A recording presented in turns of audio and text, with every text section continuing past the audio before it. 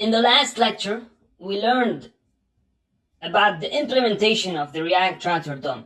We saw how to do the transition between different pages. Like if we had to go to the about, then we click here and our routing starts on a specific page. So here, we've given proper routes, but let's suppose that the user comes to the website and gives the wrong routing by putting incorrect digits. So what will happen?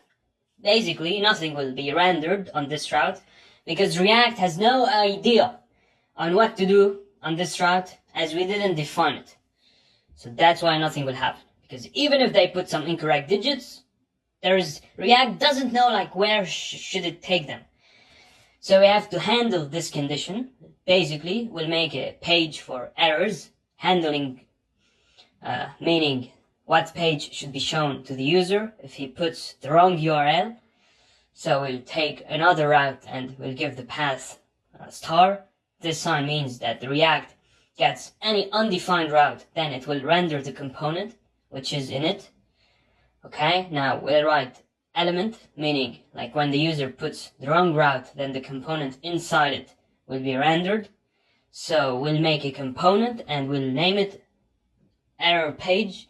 We'll import React and we'll make a function in which we'll return the content which you want to display. So here we'll take the p tag in which we'll write this is an error page and I'll save it. So since we want to return the component, we'll export the error.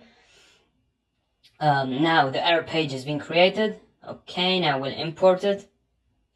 Next, if the user puts the wrong route, we'll render this page. Okay, now we'll call it.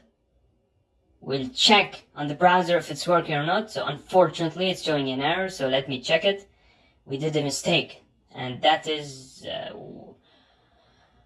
like what's the mistake? It's that we didn't close this route. So now, as you can see, the home page appears. We put the about page, and as you can see, it's being displayed.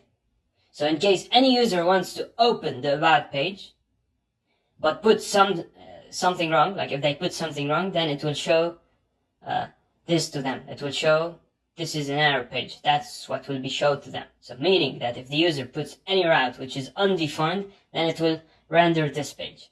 So this is how we can handle error pages and routing if the user puts something wrong. Alright, and now on to the next lecture.